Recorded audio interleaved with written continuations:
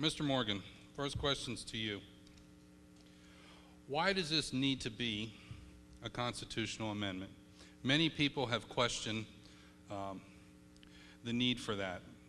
The concern is that if it's a constitutional amendment, it won't be changed, and that becomes extremely problematic for some people.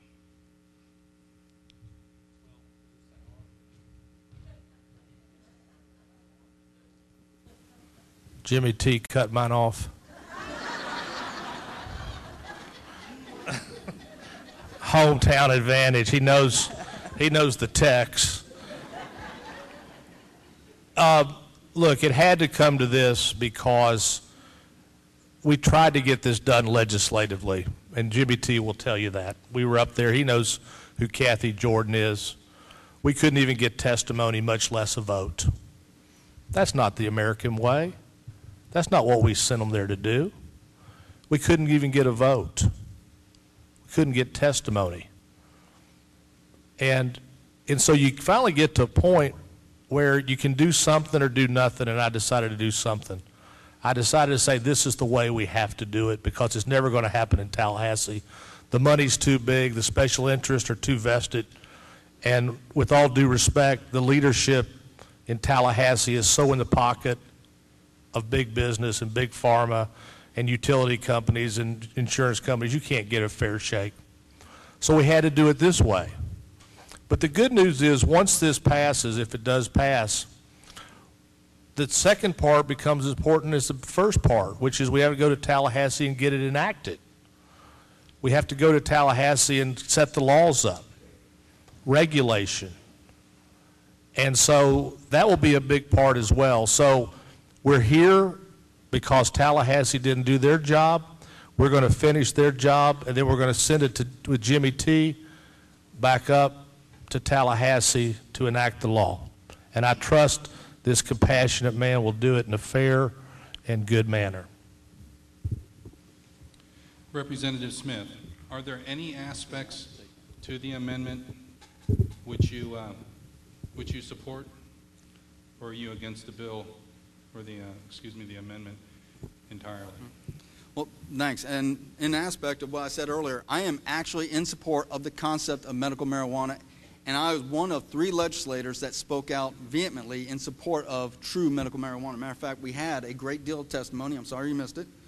And I want to make a clarifying point. John, you're obviously big business if you have offices in so many other states. So you hit up big business, but brother, you are one.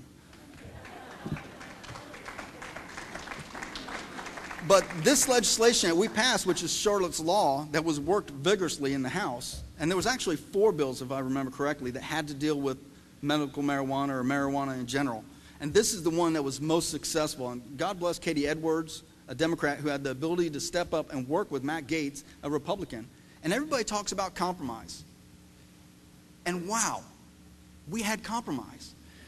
And we did it right. It's non-euphoric. Non-euphoric, you can't get high. Okay? It's don't worry, I'll hook you up, John. It's non-euphoric. And basically what that means is it's a medicine. You can't abuse it. You can't go out and get high on it. And it specifically was because Dr. Sanjay Gupta said Charlotte's Web is the right kind of medical marijuana. We watched the videos. We did. And he didn't talk about getting stoned and smoking dope or anything else. He talked about making marijuana a medicine. And the state of Florida, in a bipartisan way, sat down and made that happen. And talk about money in politics. Everybody hates the fact that there's money in politics. But some of us have been very beneficial in giving money to politics. And John, you know, if you ever want to send some of that my way, you let me know. But all kidding aside, look. Don't hold your breath. I agree with the concept of medical marijuana. It is the constitutional amendment part that I do not agree with. And I'll tell you why. It says, Florida shall not be subject, or a licensed physician in Florida shall not be subject to criminal or civil liabilities. That's not may, shall.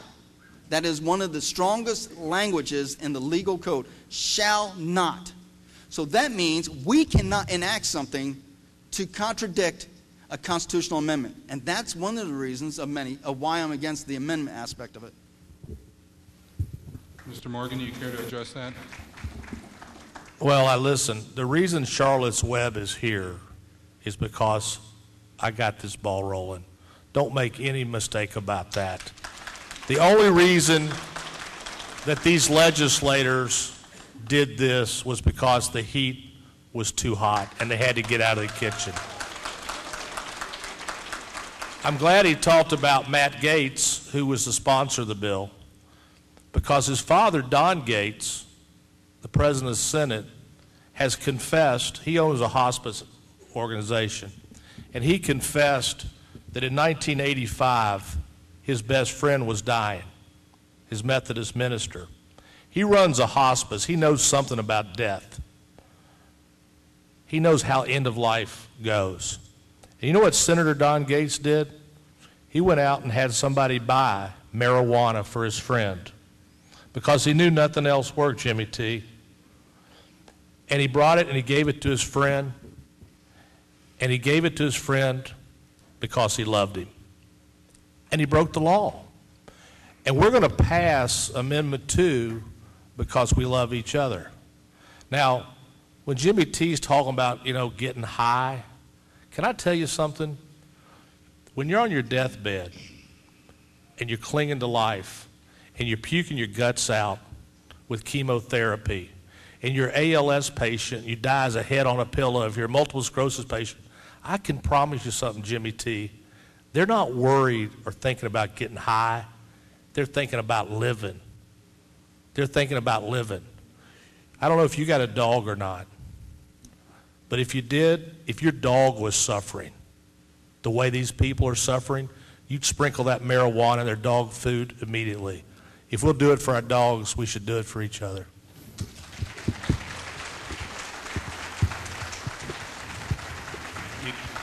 You can address those comments, Representative Smith. I'm sorry. Did you want to address those Oh, comments? yes, definitely. Here's John, in the aspect of somebody at the end of life, I agree. But this amendment says or other, which is not an end of life issue. Or other means that it is so broadly written that I, with 30% disability, could qualify as having debilitating things. And hold on, John, hold on, wait your turn, wait your turn. The average age of the individuals throughout all the states that have medical marijuana, the average age of the individuals being prescribed this is 32.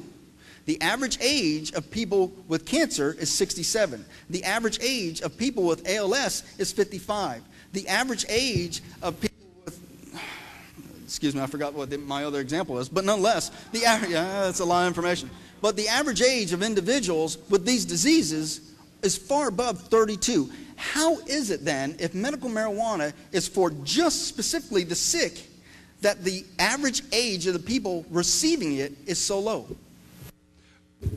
Well, first of all, that's not true, but let me ask you a question.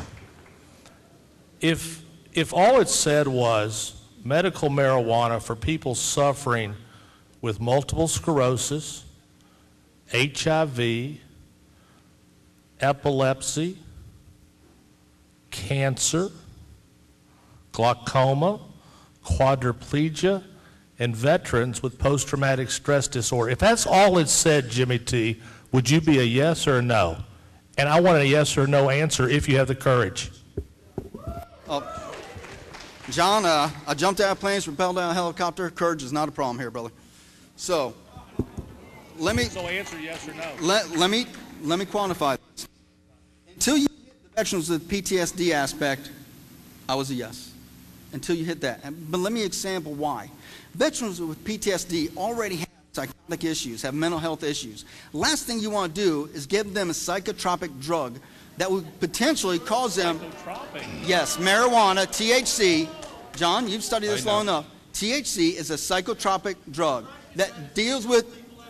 Exactly. So last year, I worked on legislation to work with service animals. Service animals is 100% proven to help veterans with PTSD, does not mess with their mind, does not get into their body, it gets into their heart. If you want to help a veteran, you don't mess with their head, you get into their heart.